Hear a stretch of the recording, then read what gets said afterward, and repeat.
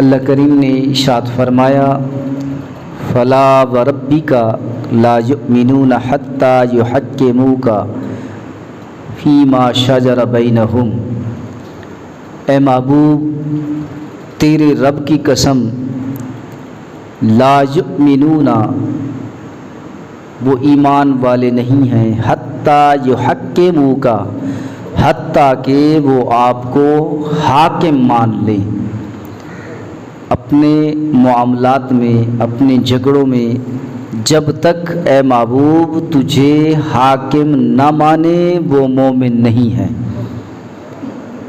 نص قطعی ہے، قرآن کی یہ آیت ہے، اللہ کا فرمان ہے۔ اور حدیث آپ سنتے ہیں، صحیح مسلم کی حدیث کہ آقا کریم صلی اللہ علیہ وسلم نے فرمایا لا یؤمن احدکم حتی اکون احب الیہ من والدہ وولدہ والناس اجمعین، کہ تم میں سے کوئی شخص اس وقت تک مومن نہیں ہو سکتا جب تک وہ اپنے والدین، اپنی اولاد، اپنے رشتہ دار، والناس اجمعین سارے لوگوں سے جب تک بڑھ کر محبت آپ سے نہ کرے اس وقت تک مومن نہیں ہے۔ اور ایک حدیث پاک میں آقا کریم صلی اللہ علیہ وسلم نے 3 مرتبہ قسم اٹھا کر فرمایا واللہ لا یؤمن، واللہ لا یؤمن، قسم ہے خدا کی کہ وہ شخص مومن نہیں ہے، وہ شخص مومن نہیں ہے، اللہ کی قسم وہ شخص مومن نہیں ہے کہ جس کا پڑوسی اس سے خوش نہ ہو، جس کا پڑوسی اس سے خوش نہ ہو، آقا کریم صلی اللہ علیہ وسلم نے فرمایا وہ مومن نہیں ہے۔ اور اس مقام پر صحیح مسلم کی اس حدیث میں آقا کریم صلی اللہ علیہ وسلم نے فرمایا کہ جو شخص سارے لوگوں سے سب سے بڑھ کر حضور سے محبت نہ کرے وہ شخص مومن نہیں ہے۔ اور قرآن کی یہ آیت اللہ کریم خود قسم اٹھا کر کہہ رہا ہے، نص قطعی ہے، قرآن کی آیت ہے، رب کا فرمان ہے۔ اور جہاں پر خود رب قسم اٹھائے، خود خدا خدا ہو کر قسم اٹھائے، جہاں پر رب رب ہو کر قسم اٹھائے، جہاں پر خالق مالک ہو کر قسم اٹھائے، فلا وربک، اے محبوب تیرے رب کی قسم۔ کیا رب اللہ کریم سارے جہانوں کا رب نہیں؟ تو اللہ کریم نے یہاں پر اپنے محبوب سے مخاطب ہو کر فرما رہا ہے اے محبوب تیرے رب کی قسم، حالانکہ رب تو سارے جہانوں کا رب ہے۔ الحمدللہ رب العالمین، تمام تعریف اس خدا کے لیے ہے جو سارے جہانوں کا رب ہے، سارے جہانوں کا پالنے والا ہے۔ جب اللہ کریم سارے جہانوں کا رب ہے تو پھر اللہ کریم اس مقام پر اپنے محبوب سے مخاطب ہو کر، صرف اپنے محبوب سے مخاطب ہو کر فرما رہا ہے اے محبوب تیرے رب کی قسم۔ اللہ کریم یوں بھی فرما سکتے تھے کہ اے محبوب سارے جہانوں کے رب کی قسم، نہیں فرمایا محبوب تیرے رب کی قسم۔ علماء نے یہاں پر نقطہ بیان کیا کہ اللہ کریم نے یہاں پر یہ لفظ کیوں فرمایا کہ اے محبوب تیرے رب کی قسم، حالانکہ اللہ کریم سارے جہانوں کا رب ہے۔ تو اللہ کریم یہاں پر بتانا چاہتے ہیں کہ اے محبوب جو تیرے رب ہونے میں چس ہے وہ کسی اور کے رب ہونے میں چس نہیں۔ فرمایا فلا وربک، اے محبوب تیرے رب کی قسم،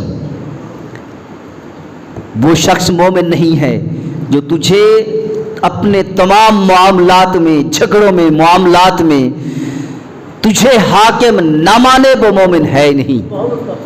حضرت عروہ رضی اللہ تعالیٰ عنہ روایت فرماتے ہیں، صحیح بخاری کی حدیث ہے کہ حضرت زبیر رضی اللہ تعالیٰ عنہ اور ایک انصاری کا، دونوں کا آپس میں جھگڑا ہو گیا نہری پانی کے حوالے سے۔ حضرت زبیر نے اپنی زمین سیراب کرنا تھا اور اس انصاری نے اپنی زمین سیراب کرنا تھا، تو نہری پانی پر جھگڑا ہو گیا۔ تو وہ دونوں حضرات، حضرت زبیر بھی اور وہ انصاری بھی حضور کی خدمت میں حاضر ہو گئے اور عرض کیا یا رسول اللہ صلی اللہ علیہ وسلم ہمارے درمیان معاملہ یہ ہے، ہم اپنے درمیان آپ کو حاکم مانتے ہیں، آپ فیصلہ فرمائیں۔ تو آقا کریم صلی اللہ علیہ وسلم نے حضرت زبیر سے کہا کہ تم اپنی زمین سیراب کر لو، اس کے بعد انصاری کے لیے باقی پانی چھوڑ دینا، جتنا بھی بچے، زیادہ ہو تھوڑا ہو، پھر انصاری کے لیے باقی پانی چھوڑ دینا۔ جب حضور نے یہ فرمایا تو انصاری کو اعتراض ہوا، حضرت زبیر کو اعتراض نہ ہوا، اس انصاری کو جو ذات تھا اس انصاری کو اعتراض ہوا۔ اس نے عرض کیا یا رسول اللہ صلی اللہ علیہ وسلم حضرت زبیر آپ کے پھوپھی کے بیٹے ہیں، اس لیے آپ فرما رہے ہیں۔ آقا کریم صلی اللہ علیہ وسلم نے جب یہ سنا تو آقا کریم صلی اللہ علیہ وسلم کا چہرہ مبارک مزید سرخ ہو گیا، حضور کے چہرے کا رنگ سرخ ہو گیا۔ آقا کریم صلی اللہ علیہ وسلم نے فرمایا زبیر تم اپنی ساری زمین سیراب کرو، حتیٰ کہ دیواروں تک سیراب کر لو، پانی سارا بھر لو، اس کے بعد جو بچے تو پھر انصاری کے لیے چھوڑ دینا۔ اللہ اکبر۔ یعنی اس واقعے سے اشارہ یہ ملتا ہے کہ انصاری کو حضور کا فیصلہ منظور نہ تھا۔ آقا کریم صلی اللہ علیہ وسلم جو ان دونوں کے درمیان فیصلہ فرما رہے تھے، اس پر اس انصاری نے اعتراض کیا، اس انصاری کو حضور کا فیصلہ منظور نہ ہوا۔ تو حضرت زبیر فرماتے ہیں کہ شاید ہمارے حق میں یہ قرآن کی آیت نازل ہوئی، فلا وربک لا یؤمنون حتی یحکموک، اے محبوب تیرے رب کی قسم وہ شخص اس وقت تک مومن نہیں ہو سکتا جب تک وہ اپنے معاملات میں تجھے حاکم نہ مان لے۔ اللہ اکبر۔ دو شخص، یہ روایت، یہ واقعہ عام کتابوں کے اندر موجود ہے اور ہر شخص جانتا ہے کہ ایک منافق اور ایک یہودی کا جب فیصلہ حضور کی خدمت میں پیش ہوا، ایک منافق اور ایک یہودی دونوں حضور کی خدمت میں حاضر ہوئے، دونوں کے درمیان جھگڑا تھا، دونوں فیصلے کی خاطر حضور کی خدمت میں آئے تو آقا کریم صلی اللہ علیہ وسلم نے وہ فیصلہ یہودی کے حق میں کر دیا۔ جب باہر نکلے تو منافق پھر گیا کہ اللہ آقا کریم صلی اللہ علیہ وسلم کا یہ فیصلہ مجھے منظور نہیں، لہٰذا چلو تم حضرت عمر فاروق رضی اللہ تعالیٰ عنہ کے دربار میں چلتے ہیں۔ آقا کریم صلی اللہ علیہ وسلم کی خدمت میں حاضر ہونے سے پہلے یہودی کہتا ہے کہ ہمارے یہودی سردار کے پاس چلو، وہی فیصلہ کریں گے۔ وہ منافق تھا جو دوسرا، اس نے کہا کہ اللہ کے نبی کے پاس چلتے ہیں، لہٰذا یہودی منافق کی بات مان کر جب آقا کریم صلی اللہ علیہ وسلم کی خدمت میں حاضر ہوئے اور آقا کریم صلی اللہ علیہ وسلم نے وہ فیصلہ اس یہودی کے حق میں دے دیا تو جب باہر اٹھے تو منافق اس فیصلے سے پھر گیا۔ منافق نے کہا کہ یہ فیصلہ مجھے منظور نہیں، لہٰذا ہم حضرت عمر فاروق رضی اللہ تعالیٰ عنہ کے دربار میں چلتے ہیں۔ جب وہ منافق یہودی دونوں گئے حضرت عمر فاروق رضی اللہ تعالیٰ عنہ کے دربار میں تو یہودی کہنے لگا حضور ہم اللہ کے نبی کی بارگاہ میں گئے تھے صلی اللہ علیہ وسلم، اس کی بارگاہ میں، آپ کی بارگاہ میں گئے تھے تو آقا کریم صلی اللہ علیہ وسلم نے فیصلہ میرے حق میں فرما دیا ہے، لیکن یہ فیصلہ نہیں مانتا، اس فیصلے کو قبول نہیں کرتا۔ اس نے کہا حضرت عمر کے پاس چلتے ہیں۔ حضرت عمر فاروق رضی اللہ تعالیٰ عنہ نے کہا کہ تم ٹھہرو، آپ اندر گئے، تلوار نکالی، تلوار لے کر باہر آئے اور باہر آ کر آپ نے اس منافق کا سر قلم کر دیا۔ حضرت عمر فاروق نے اس منافق کا سر قلم کر دیا۔ آپ نے فرمایا کہ جو شخص آقا کریم صلی اللہ علیہ وسلم کے فیصلے کو تسلیم نہیں کرتا اس کا فیصلہ عمر کی تلوار کرتی ہے، اس کا فیصلہ عمر کی تلوار کرتی ہے۔ لہٰذا اپنے معاملات میں اگر ہم مسلمان ہیں، مومن ہیں، اپنے معاملات میں ہم آقا کریم صلی اللہ علیہ وسلم کو حاکم مانیں گے، حاکم مانیں گے۔ اللہ کریم بھی حاکم ہے، یاد رکھیے، اللہ کریم بھی حاکم ہے، آقا کریم صلی اللہ علیہ وسلم بھی حاکم ہیں۔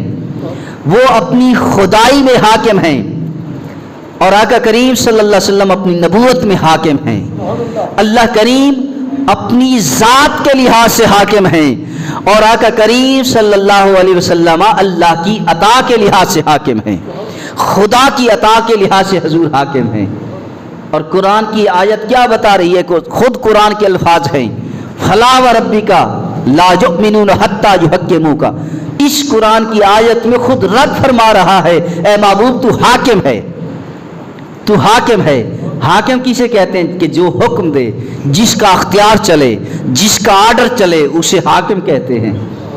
اور آقا کریم صلی اللہ علیہ وسلم خدا کے بعد اس میں سب کا اتفاق ہے کہ خدا کے بعد مقام ہے تو مقام مصطفیٰ ہے، خدا کے بعد۔ حضرت ابو ہریرہ رضی اللہ تعالیٰ عنہ فرماتے ہیں کہ آقا کریم، صحیح بخاری کی حدیث ہے کہ آقا کریم صلی اللہ علیہ وسلم نے فرمایا کہ میں آرام میں تھا اور اس نیند کے عالم میں میرے پاس زمین کے سارے خزانوں کی چابیاں مجھے پیش کی گئیں اور میرے ہاتھ میں رکھ دی گئیں۔ صحیح بخاری کے الفاظ ہیں، اوتیتو مفاتیح خزائن الارض، زمین کے سارے خزانوں کی چابی اللہ کریم نے میرے ہتھیلی پر رکھ دی ہے، میری ہتھیلی پر رکھ دی ہیں۔ اعلیٰ حضرت عظیم البرکت الشاہ احمد رضا خاں فاضل بریلوی رحمۃ اللہ علیہ فرماتے ہیں کہ خالق کل نے آپ کو مالک کل بنا دیا۔ خالق کل، خالق کل نے آپ کو مالک کل بنا دیا، دونوں جہاں آپ کے قبضہ و اختیار میں۔ تو سامعین محترم، آقا کریم صلی اللہ علیہ وسلم کا اختیار ہے، آقا کریم صلی اللہ علیہ وسلم حاکم ہیں، آقا کریم صلی اللہ علیہ وسلم مالک ہیں۔ حضور کو مالک کس نے بنایا؟ مالک نے مالک بنایا ہے، مالک نے مالک بنایا ہے۔ اللہ اکبر۔ تو آقا کریم صلی اللہ علیہ وسلم کے وجود مقدس، ذات مقدس، آپ کی عظمت و شان کو اگر دیکھا جائے، سر سے لے کر پاؤں تک آپ کے ہر اعضاء سے، آپ کا چہرہ مبارک ہو، آپ کی زلف عنبری ہو، آپ کی ریش مبارک ہو، آپ کی پیشانی مبارک ہو، رخسار مبارک ہو، ہاتھ مبارک ہو، آپ کے وجود مقدس ہر ادا کے اندر معجزہ ظاہر ہوتا ہے۔ دنیا کے اندر جتنا بھی انبیاء دنیا کے اندر تشریف لائے، جتنا انبیاء دنیا کے اندر آئے، ہر نبی کوئی نہ کوئی معجزہ لے کر آیا۔ کوئی ایک معجزہ لے کر آیا، کوئی 2 لے کر آئے، کوئی 3 لے کر آئے، کوئی 10 لے کر آیا، کوئی 50 لے کر معجزے آئے۔ لیکن آقا کریم صلی اللہ علیہ وسلم جب تشریف لائے تو معجزے لے کر نہیں آئے، بلکہ سر سے لے کر پاؤں تک سراپا معجزہ ہی معجزہ بن کر آئے۔ حضرت ابراہیم علیہ السلام کا یہ معجزہ تھا نا، یا نار کونی بردوں و سلام علی ابراہیم، اے آگ میرے ابراہیم علیہ السلام پر ٹھنڈی ہو جا۔ یہ معجزہ تھا، یہ اللہ کا کرم بھی تھا، حکم خداوندی بھی تھا، یہ حضرت ابراہیم علیہ السلام کا معجزہ بھی تھا کہ وہ آگ حضرت ابراہیم علیہ السلام پر ٹھنڈی ہو گئی، مس نہ کیا، آگ نے جلایا نہ۔ اگر یہ حضرت ابراہیم علیہ السلام کا معجزہ ہے کہ آگ کا کام جلانا ہے، اس کے باوجود آگ نے حضرت ابراہیم علیہ السلام کو کوئی تکلیف نہ دی، کسی جگہ سے یا کسی کپڑے کو یا کسی لباس کو یا کسی حصے کو آگ نے نہ جلایا، حتیٰ کہ آگ نے مس بھی نہ کیا۔ وہی آگ گل گلزار بن گئی، وہی آگ حضرت ابراہیم علیہ السلام کے لیے ٹھنڈی ہو گئی۔ اگر یہ حضرت ابراہیم علیہ السلام کا معجزہ ہے کہ آگ نے جلایا نہیں، تو آقا کریم صلی اللہ علیہ وسلم کے بھی معجزہ دیکھیے کہ آپ کے صحابی حضرت انس رضی اللہ تعالیٰ عنہ، حضرت انس رضی اللہ تعالیٰ عنہ کے پاس ایک رومال تھا، چند مہمان آپ کی خدمت میں حاضر ہوئے، آپ نے رومال بچھایا، کھانا رکھ کر کھایا، پھر اس کے بعد آپ نے خادم کو بلایا کہ جاؤ تندور کے اندر آگ جلاؤ۔ جب اس تندور کے اندر آگ جلائی گئی تو حضرت انس رضی اللہ تعالیٰ عنہ نے وہی رومال اٹھا کر خادم سے کہا کہ جاؤ اسے جلتے ہوئے تندور میں، آگ میں اسے ڈال دو۔ حضرت انس رضی اللہ تعالیٰ عنہ اس کے خادم نے حضرت انس کے خادم نے جب وہ رومال لے کر اس جلتے ہوئے تندور کے اندر، جلتی ہوئی آگ کے اندر جب اس رومال کو ڈالا، حق یہی بنتا تھا کہ آگ اس رومال کو جلا دے، لیکن تھوڑی دیر کے بعد اسی آگ سے، تندور سے رومال کو جب باہر نکالا تو صاف و شفاف تھا، صاف و شفاف تھا۔ جب حضرت انس رضی اللہ تعالیٰ سے پوچھا گیا کہ یہ کیا ماجرا ہے، تو حضرت انس رضی اللہ تعالیٰ عنہ نے فرمایا کہ یہ وہ رومال ہے کہ آقا کریم صلی اللہ علیہ وسلم اس رومال سے اپنا چہرہ صاف کرتے تھے، اسی رومال سے اپنا چہرہ صاف کرتے تھے۔ یعنی یہ وہ رومال ہے کہ اس رومال کو چہرہ مصطفیٰ سے نسبت ہے، آقا کریم صلی اللہ علیہ وسلم کے چہرے سے نسبت ہے۔ حضور کے چہرے سے نسبت ہونے کی وجہ سے آگ اسے جلاتی نہیں بلکہ اس کو صاف و شفاف کر کے باہر دے دیتی۔ اگر وہ معجزہ تھا حضرت ابراہیم علیہ السلام کا کہ آگ نے چھوا نہیں، تو یہ معجزہ میرے آقا کریم صلی اللہ علیہ وسلم کا ہے۔ اسی طرح حضرت اسماعیل علیہ السلام جب ایڑیاں رگڑ رہے تھے اور حضرت بی بی ہاجرہ رضی اللہ تعالیٰ عنہ صفا مروہ کے درمیان پانی کی تلاش کی خاطر دوڑتی رہی، 7 چکر لگائے، اور جب واپس مڑ کر دیکھا تو حضرت اسماعیل علیہ السلام کی ایڑیوں کی جگہ پر پانی ابل رہا تھا۔ اگر یہ معجزہ حضرت اسماعیل علیہ السلام کا ہے کہ ایڑیاں رگڑی اور پانی کا چشمہ بہہ نکلا، اسی طرح حضرت ایوب علیہ السلام کہ آپ کو بیماری نے پکڑ لیا اور کیڑے آپ کے وجود میں پڑ گئے، سارے وجود کے اندر کیڑے ہی کیڑے تھے، آپ صبر کرتے رہے، سارے وجود کے اندر کیڑے تھے، اور اسی زبان سے اللہ کا ذکر ختم نہ ہوا، ذکر اللہ کا مسلسل جاری رہا۔ ایک کیڑے نے جب حضرت ایوب علیہ السلام کے اس زبان کو آ کر کاٹا تو حضرت ایوب علیہ السلام نے اس وقت رب کی بارگاہ میں شکوہ کیا، یا اللہ تیری بارگاہ میں سارا صبر کرتا رہا، ساری تکلیفیں برداشت کرتا رہا، میرے سارے وجود میں کیڑے پڑ گئے، برداشت کرتا رہا، تیرا ذکر نہ رکا، میری زبان تیرے ذکر سے جاری و ساری رہی، لیکن اس کیڑے نے جب میری زبان کو کاٹا، یا اللہ صرف ایک زبان باقی رہ گئی تھی، اس زبان کو بھی کیڑے نے کاٹا، یا اللہ کس چیز سے تیرا ذکر کروں؟ تو اللہ کریم کا دریائے رحمت جوش میں آیا تو اللہ کریم نے فرمایا، اے میرے نبی ایوب اپنی ایڑیاں زمین پر رگڑ۔ حضرت ایوب علیہ السلام نے جب ایڑیاں رگڑی تو ایڑیوں کی رگڑنے والی جگہ سے پانی چشمہ جاری ہو گیا۔ اللہ کریم نے فرمایا اس سے پیو۔ حضرت ایوب علیہ السلام نے پانی پیا، اندر کی بیماری ختم۔ حکم ہوا اس سے غسل کرو، حضرت ایوب علیہ السلام نے غسل کیا، باہر کی ساری بیماری ختم۔ تو یہ حضرت ایوب علیہ السلام کا یہ معجزہ ہے۔ اسی طرح جب حضرت عیسیٰ علیہ السلام کی ولادت ہو رہی تھی، حضرت مریم علیہ السلام، وہ نبیہ نہیں اسے ولیہ کہہ سکتے ہیں، حضرت مریم علیہ السلام کے پاس کھانے پینے کے لیے کوئی چیزیں نہیں تھی، پینے کے لیے پانی نہیں تھا، اللہ کی بارگاہ میں دعا کرتی ہیں تو اللہ کریم نے فرمایا یہ کھجور کا تنا ہے، درخت ہے، اس کے قریب آ جاؤ اور اسے ہلاؤ، تازہ کھجوریں نکلیں گی۔ اللہ اکبر۔ جب حضرت مریم علیہ السلام نے کھجور کے درخت کو ہلایا تو تازہ کھجوریں نکل آئیں اور اس کھجور کے درخت کے نیچے سے پانی کی نہر جاری ہو گئی۔ یہ حضرت مریم علیہ السلام کا معجزہ تھا۔ اور اسی طرح حضرت موسیٰ علیہ السلام نے اپنی قوم کی خاطر، اس کی قوم کے 12 قبیلے تھے، حضرت موسیٰ علیہ السلام نے اپنے قوم کے 12 قبیلوں کی خاطر جب عصا کو پتھر پر مارا تو 12 چشمے جاری ہو گئے، 12 چشمے جاری ہو گئے۔ تو ایک ایک قبیلے نے ایک ایک چشمہ منتخب کر لیا، 12 قبیلے تھے اور چشمے بھی 12 تھے۔ اللہ اکبر۔ اگر حضرت اسماعیل علیہ السلام کا ایڑیوں والی جگہ سے پانی کا نکلنا یہ معجزہ ہے، حضرت ایوب علیہ السلام کے لیے ایڑیوں کی جگہ سے پانی کا نکلنا یہ معجزہ ہے، تو حضرت مریم علیہ السلام کے لیے کھجور کے تنے کے نیچے سے پانی کا جاری ہونا معجزہ ہے۔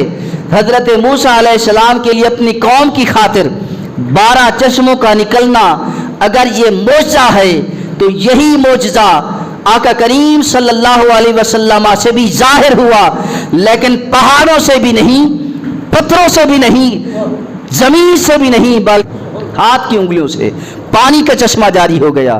اللہ اکبر۔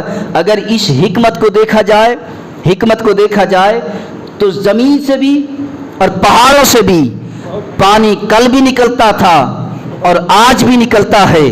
حضرت اسماعیل علیہ السلام کا معجزہ ہے تو پہاڑ تھے، حضرت ایوب علیہ السلام کا معجزہ ہے تو زمین تھی، حضرت مریم علیہ السلام کا معجزہ ہے تو وہ بھی زمین تھی، حضرت موسیٰ علیہ السلام کا معجزہ ہے تو پہاڑ تھے۔ اللہ اکبر۔ پہاڑوں اور زمینوں سے پانی کل بھی نکلتا تھا اور آج بھی نکلتا ہے۔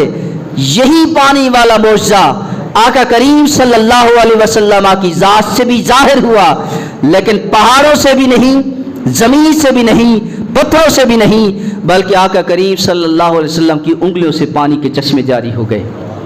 بہت ساری حدیثیں ہیں، بہت ساری حدیثیں۔ مقام حدیبیہ پر 1400 صحابہ یا 1500 صحابہ موجود تھے۔ اس وقت آقا کریم صلی اللہ علیہ وسلم کی خدمت میں تھوڑا سا پانی لایا گیا۔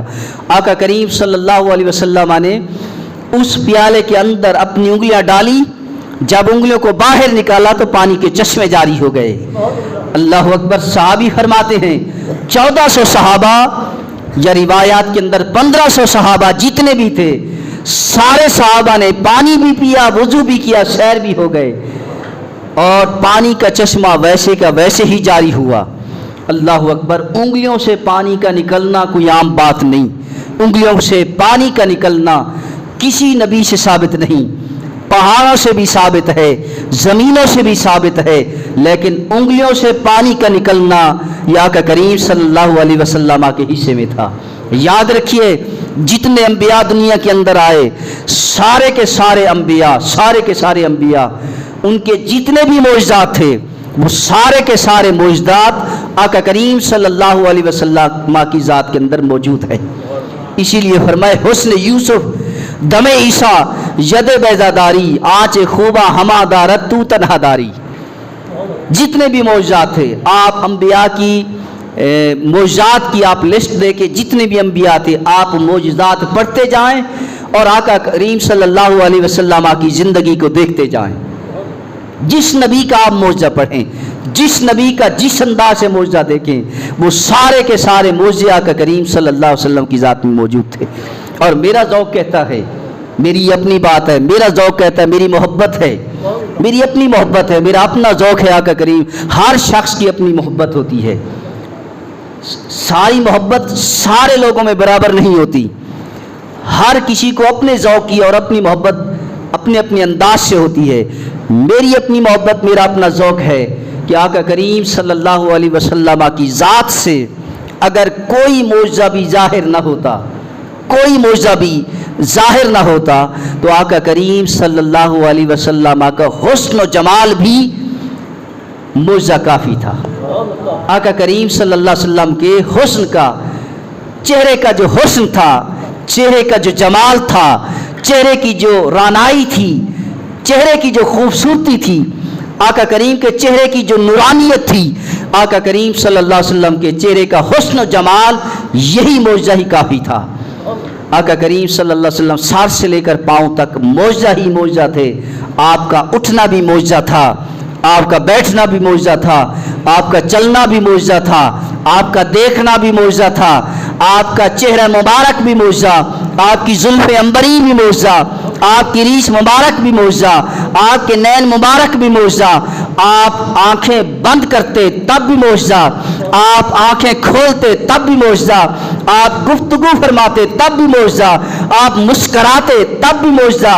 اللہ اکبر۔ آپ کی گفتار بھی معجزہ، آپ کی رفتار بھی معجزہ تھی، آپ کا دیدار بھی معجزہ تھا۔ لہذا آقا کریم صلی اللہ علیہ وسلم سر سے لے کر پاؤں تک معجزہ ہی معجزہ تھے۔ وقت نہیں ورنہ وضاحت کرتا، معجزہ کہتے کسے ہے، معجزہ کسے کہتے ہیں، کرامت کسے کہتے ہیں، قدرت کسے کہتے ہیں۔